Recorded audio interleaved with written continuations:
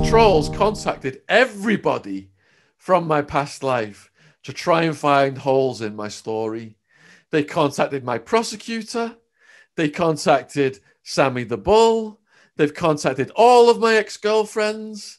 They've contacted everybody I've ever written about or put a photo up about, or anybody they can find a photo of me with on social media. They've contacted all of my podcast guests. They've contacted, I mean, this is just like insanity. These mentally ill people have so much time on their hands. And it's insane. So obviously they contacted Sammy the Bull and said, look, Shaun Attwood, he's made his career, by talking shit about you. Are you going to do something about it? So Sammy the Bull got on a camera and said, this is Shaun Attwood. If I'm hearing he's a journalist and he's a TV guy in England. He's saying he's built his career off my name. I've never heard of the guy. He's full of shit. And if I'd have bumped heads with him in Arizona, I'd be picking his bones out of my teeth. That's what would have happened to him. So anyway, I had to laugh. And I'd like to set the record straight right now about this Sammy the Bull situation. And this is a clip that I think will do really good for you because this is so viral. And first thing I'd like to say is I had so many aliases when I was running my ecstasy enterprise. The prosecutor said she couldn't even put them all on my grand jury indictment. So if someone says to Sammy the Bull, who's the Shaun Attwood guy, how the hell is he going to know who Shaun Attwood is? Because I was just a shadowy figure running this thing without my real name ever being known to anybody. So that's the first thing I'd like to say. Second thing I'd like to say is I love Sammy the Bull's YouTube channel. I've sent so many people over there. He is a master storyteller. Reminds me of two Tonys who protected me in prison. There are so many people out there who can't tell a story. And I'm riveted. I've been watching it. And he's part of a generation. And there's not many of that generation still alive, these iconic Italian mafia figures. So, hats off to him for that. Next thing I'd like to say is that they handcuffed Wildman to Gerard Gravano in Towers Jail in 2002, 2003, which is Sammy the Bull's son. Now, on the streets, a lot of people have been saying they were working for the Bull, for Sammy. And I think I previously gave you my story of the guys I met in Tucson, who my bisexual, lesbian, porn star wife was dating one of their girlfriends. We met them. I sat down with them and I said, it's the feds we need to worry about, not each other. You guys are lighting the place up. You need to chill. And there's plenty of demand for ecstasy. We could coexist. The piece didn't last long. My top sales guy, Skinner, one click from the Gravano enterprise, enticed him to a nightclub in Scottsdale under the pretext of doing a deal with him. They took him into the men's room and knocked his teeth out and took all of his money and all of his drugs.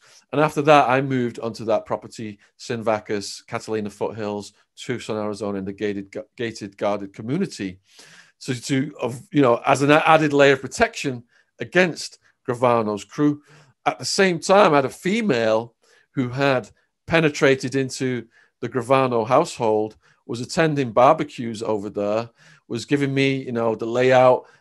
We did some drive-bys on the street and telling me about, the associates, what they look like and who was over there, all these steroid head jock guys in the train and the tracksuits, sportswear at these barbecues with the Gravanos. So that's where it was at on the streets with the Gravanos. And people are saying, because Sammy the Bull said I'm full of shit, he never knew me, I'm completely making all of this up.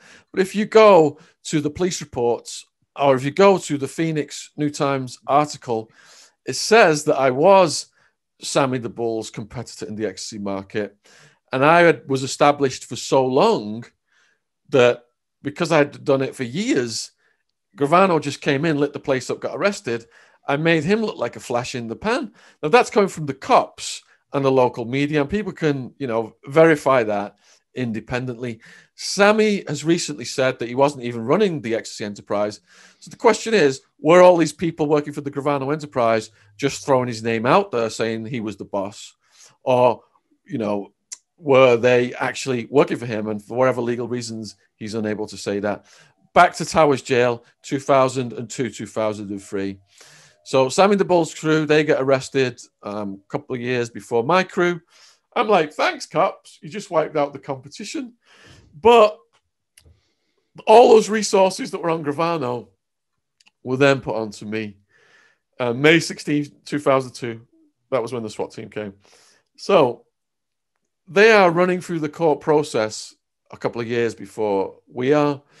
So when the guards knowingly chained Gerard Gravano to Wildman, they did that on purpose because they wanted to see what would happen. They knew there was two crews that had beef on the streets.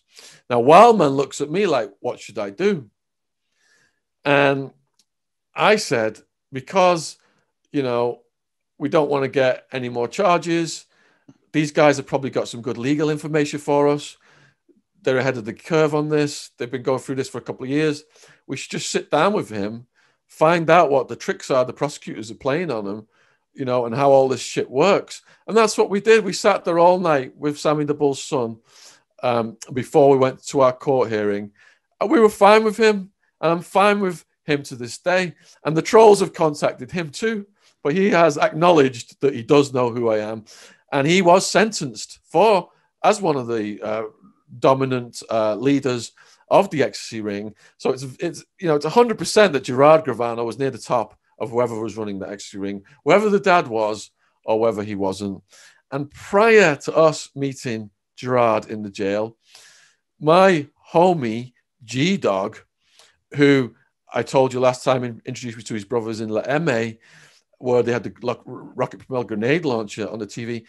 G-Dog had, I don't know if he'd been a cellmate with Gerard Gravano or he'd gone into his cell previously and spoke to him when they first got arrested, this was, and said, look, don't fuck with English Shaun and Peter because we've got his back.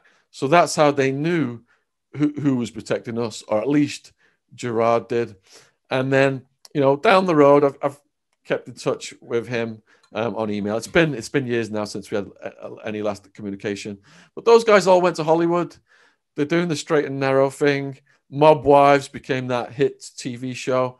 So, kudos to Karen Gravano for pulling that off. And I've read her book, and I love her book.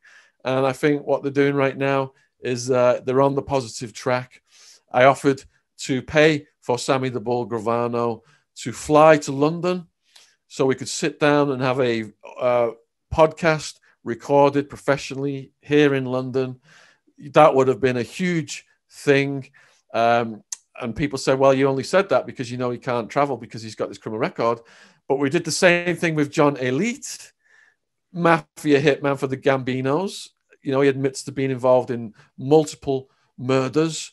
And he came to the UK, and me and Wildman sat down with him. And that's one of the most watched videos on the channel. So that offer is still open. If Sammy the Bull wants to come to London, we would love to sit down with him and get this filmed professionally. And if he's got any questions for me, I'd like to set that record straight because I'm not full of shit. It's fully documented what we've done. And there's, the police recently, I had to get my story re-verified through a TV company I'm doing something with. It was already verified by National Geographic. They had to see my paperwork in the beginning for Locked Up Abroad. And I'm looking at the paperwork recently. It's right there about some of the witness statements, the 10 witness statements that led to me getting arrested were people who were playing both sides. And, they were just working for Sammy, but then they told the cops they were working for me and started to give them all this information up, hoping to reduce their own sentences. All 57 of Sammy the Bull's co-defendants agreed to cooperate. We had over 100 and only 4 agreed to cooperate because we were tight. Wow. Yeah. That's fucking insane. That would be a great conversation, I feel like, between you and him. Two big competing ecstasy enterprises back in the same era in Arizona. That would be Yeah, an I amazing. would love. Has he answered you at all? You've reached out to him, obviously. Has he responded? Yeah, I reached out to him through a person who represents him rather than doing any silly online stuff. And that person said presently he's not going to do it. Really? Yeah. But he said he's focusing on his channel, and his channel is doing great. And if you like those old school mafia stories, you know, dark tales of blood and guts with gallows humor, I urge people to go over to Sammy the Bull's channel and check those stories out.